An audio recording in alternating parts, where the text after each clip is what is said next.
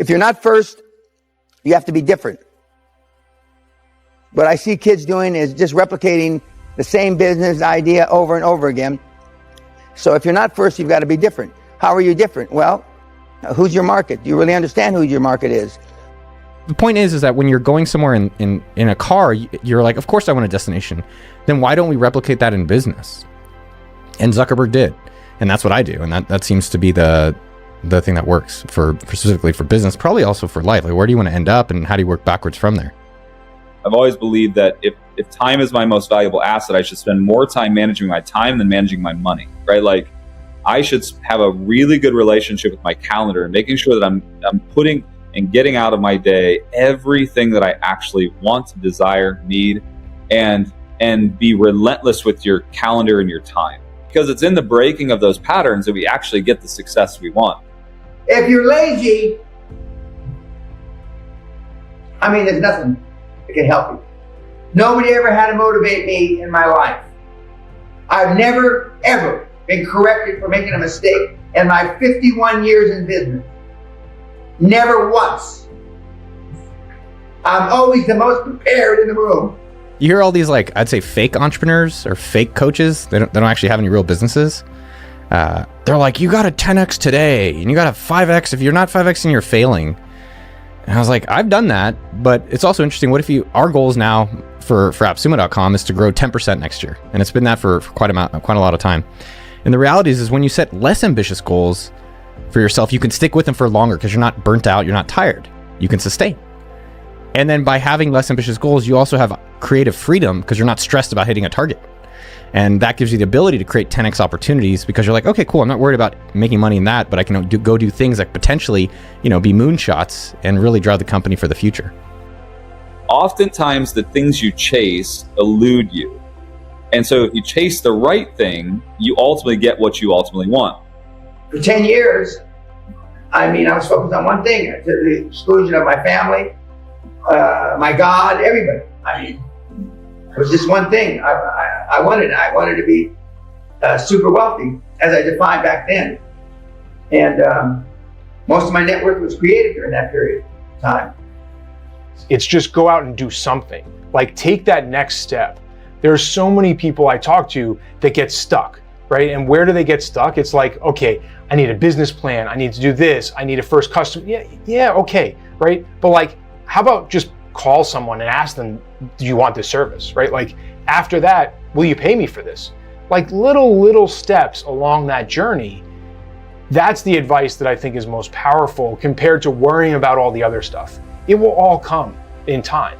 Just do any little step to move forward. Otherwise, a year from now, we're gonna have the same conversation. I don't know what to do next. Exchanging your time for the things that matter most and are the most valuable to you often brings the wealth that you ultimately want. You cannot get ahead in this world as a social animal dependent on other people in every aspect of life unless you treat that as another skill as well. So yes, the process of looking inward is absolutely essential, but you cannot disconnect yourself from your teachers, your mentors, your colleagues. You could have all the skill in the world and know your life's task brilliantly. But if you continually alienate people by your boorish behavior, by your insensitivity, all of the skill level in the world will be completely neutralized by your own mistakes. Find something you love. Find something you're passionate about. And only surround yourself with other people that are passionate about the same thing. And then if it's work to you, it's not worth pursuing. I think that's so exciting to think about, hey, what is the area that I really like? Is it cooking? Is it doing landscaping? Is it computers? And the ability in that to create a lifestyle and a lot of money around areas that we're interested in. You hear all these, like, I'd say fake entrepreneurs or fake coaches. They don't actually have any real businesses.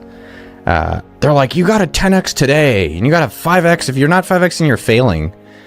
And I was like, I've done that, but it's also interesting. What if our goals now for AppSumo.com is to grow 10% next year? And it's been that for quite a lot of time.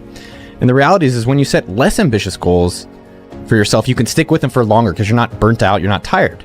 You can sustain. And then by having less ambitious goals, you also have creative freedom because you're not stressed about hitting a target. And that gives you the ability to create 10x opportunities because you're like, okay, cool. I'm not worried about making money in that, but I can go do things that potentially, be moonshots and really drive the company for the future. There's a lot more smarter people out there than they give themselves credit for. The only difference is that I start. That's the biggest difference. But I would say the success of a founder and success if you want to be an employee CEO within a company is how are you being resourceful? How are you solving the goal and the problems and the priorities with the resources that are available? Most people sit and they complain like, oh, I don't have this. Like there's a lot of people, I'm not getting paid enough. Well, what are you doing about it? Did you put together a proposal? Did you go look at comparison analysis? Did you go create more revenue so it's obvious that people should pay you more? When you're going somewhere in a car, you're like, of course I want a destination.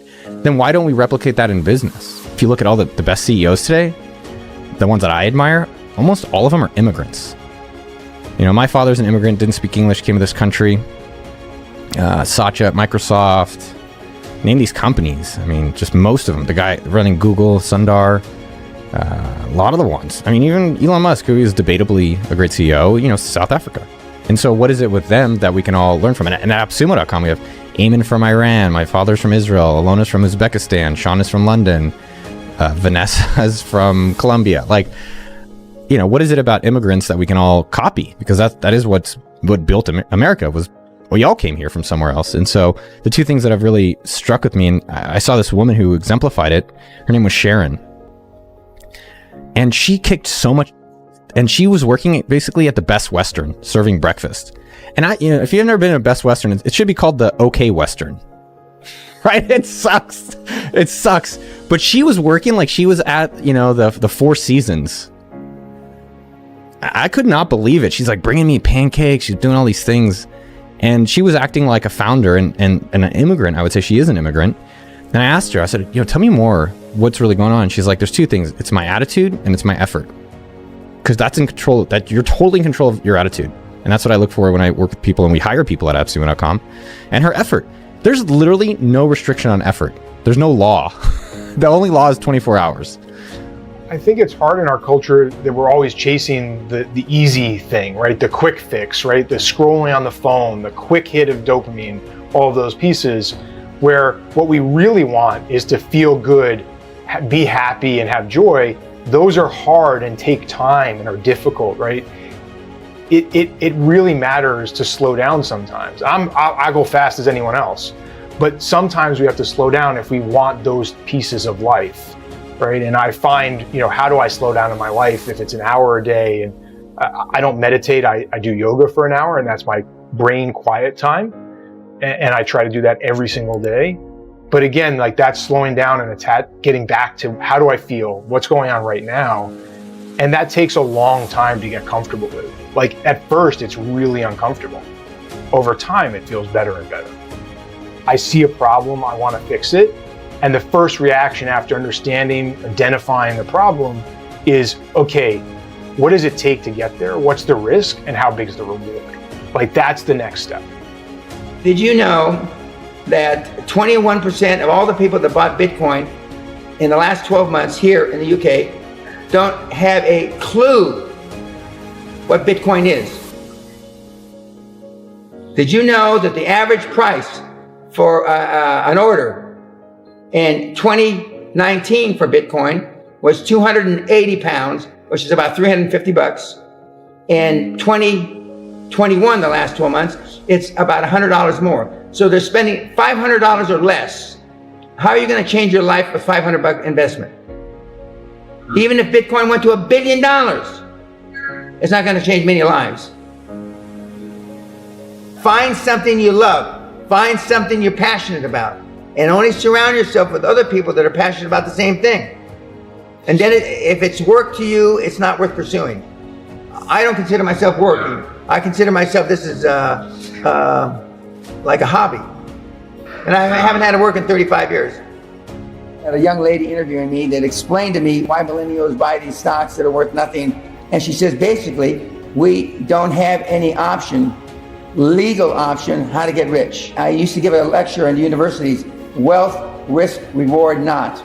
The system that was devised 70 years ago after World War II, you go to work with a company, you work 30, 40, 45 years, you get a pension, you don't get a gold watch as nice as mine, and you can live in a picket house with 2.4 dogs, 6.4 grandchildren, and hopefully your original wife.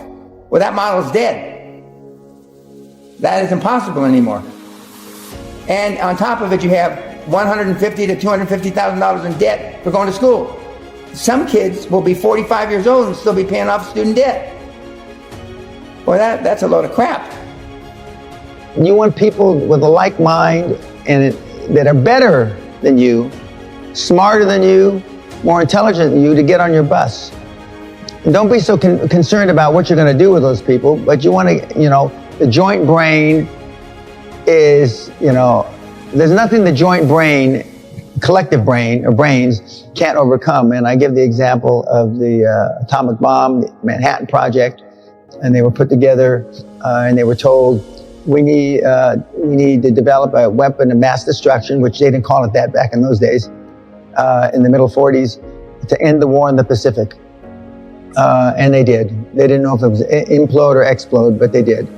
But if your team doesn't look like that, then you should, I won't say you should give serious thought, you should just change. Number one, you want to be in a business where there's big margins, big gross margins. Not, for example, retail, forget about it. Restaurants, forget about it. Things that you want big margins. Unfortunately, in my opinion, most internet businesses have big margins. That's why you flock to it. First of all, you want between 20 and 40% gross margin. So even if you mismanage it, you'll come out with a decent net margin. Number two, if you're not first, you have to be different. What I see kids doing is just replicating the same business idea over and over again.